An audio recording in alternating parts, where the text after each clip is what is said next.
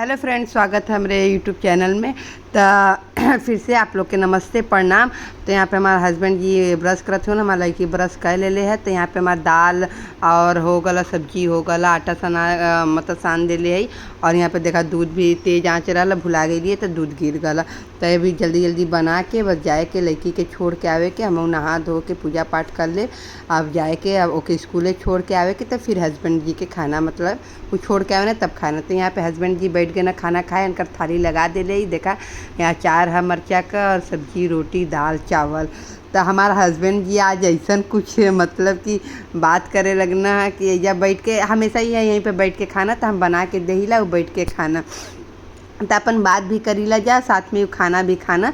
तब कहना कि चम्मच दे दे के, तो चम्मच दे ली उनके निकाल के। फिर वो कहना कि हम कहली कैसन बनल है, तो ताके लगना था। हम कहली कि तोहरे अंदर एक सास समझला घुसल है, कुछ कितना भी बना ले तू कहबा कि कहीं नमक तेज है तो कहीं हल्दी तेज है तो कहीं कुछ न करेगा। तो यहाँ पे हमारा पूरा काम हो गल। देखा पूजा पाठ कर ली ना, कह के गरल लिए। तो यहाँ पे आप लोग टाइम भी देख सकेला। तो फिर यहाँ पे देखा ये देखे लगना कि करत का है। तो फिर यहाँ पे रोटी बनावे लगली, तो रोटी गरम गरम बना के देत रही। तो हमारे हस्बैंड जी बात भी करत ना, तो कुछ ऐसे ही अपने तरफ का बात होए लगल।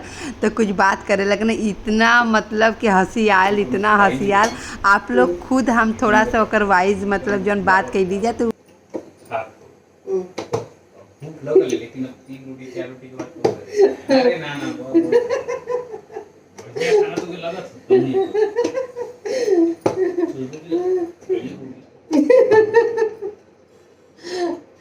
सही है कहती है आज वैसा खाना मांग ना पावत हुआ। अरे या तो मांग सकेला ना, नहीं ना मांग सकेला यार, बजट मत आटा कम था भाई, बजट मांगली।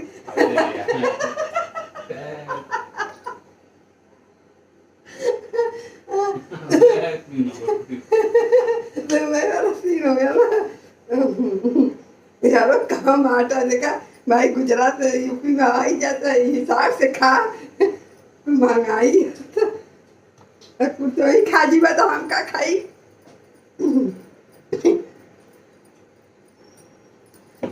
हिताई नताई वाली तो ऐसा कोनो हिताई में तो के भयल है।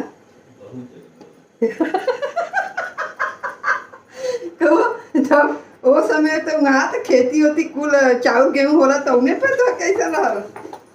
पहले तो लोग के जांगर भी रहा बना के खियावत रहनी लोग। बात के समझ लो, सुन लो लेकिन समझ लो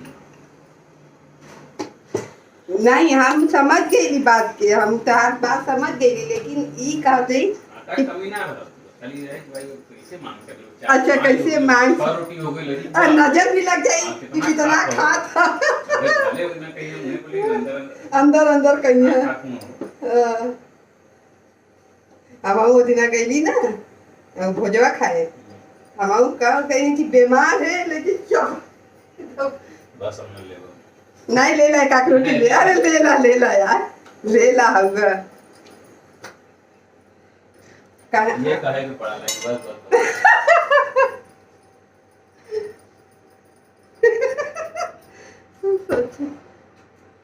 मैया के नाम बहुत ऐसा कुछ फीलिंग उसे पूछला है ना कि भाई और दे खाए कि नहीं। पेट भर तो हम पहले ही दूसरा खिलाएंगे।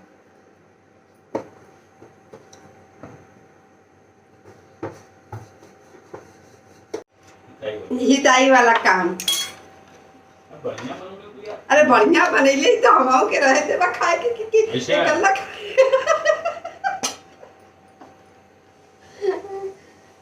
एकल्ला कोई खा ली बा। अच्छा सादा खाना अच्छा लगवा करेला, रोज लगी भाई बना छोला बना दे खाना बनोगे जिससे मतलब कोनो ना कोनो चीज कम पड़ेगी।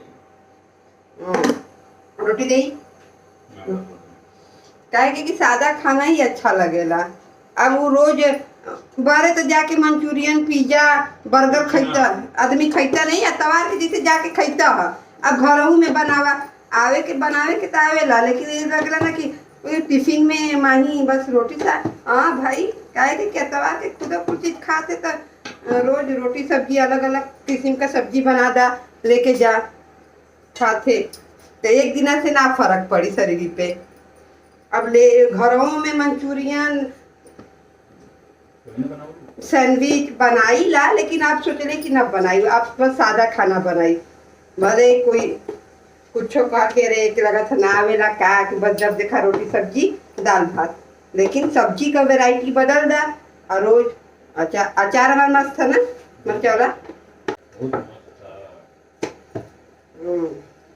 अब बढ़िया तबीयत ठीक रही तो भाई बना के हमके खियाई के ना, क्या करे क्या, तो क्या हमके पैसा देवे क्या। और ये क्या होता है तो लच्छा चाहिए। अरे यार का खाना नजरिया दिले हो बाबा। ये लच्छा ना लिया। ये लच्छा तरीके आप लोग के अगर साफ सुनाल हुई तो देख ले हुए कितना हंसी मजाक भला है क्या। आदमी मेहरारू में से खाली मतलब खाए के टाइम ही हंसी मजाक हो जाला। तो यहाँ पे कुछ सफाई वफाई करके हम अपन खाना ले ली खाए बदे। तो हमारे हस्बैंड ऐसा कहते ना कि हिताई नताई में जा, अगर खाना बढ़िया बनल तो तू 2-3 रोटी के बाद मांग ना सकता, मंगवा तो ये लाज लगेला कि मांगी तो कहते कितना खाता। वही बात टॉपिक पे हंसी मजाक होता रहा ना। तो फिर यहाँ पे हम पहले खाना खाए से पहले पानी पी लिया, गर्म पानी 1 गिलास। तो गर्म पानी कर ले ली, 1 गिलास पानी पिया, फिर चलो लेके खाना पहले पानी पिए, फिर वही खाना खाई। तो यहाँ पे सादा सादा रोटी सब्जी दाल चावल कुल बना रहा। तो आज हस्बैंड भी बोलना कि बड़ा अच्छा बनीले हो सादा सादा खाना। हम कहले हाँ, आप मंचूरियन पिज़्ज़ा सैंडविच ये कुल ना बनाई, ये कुल खा के बाहर भी जा वह खा, घरे में भी हुआ।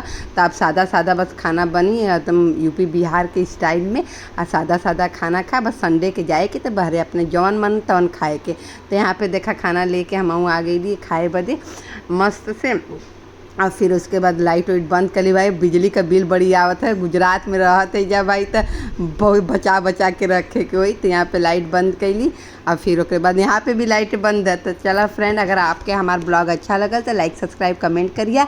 मिले कि नया ब्लॉग में। Bye bye friend.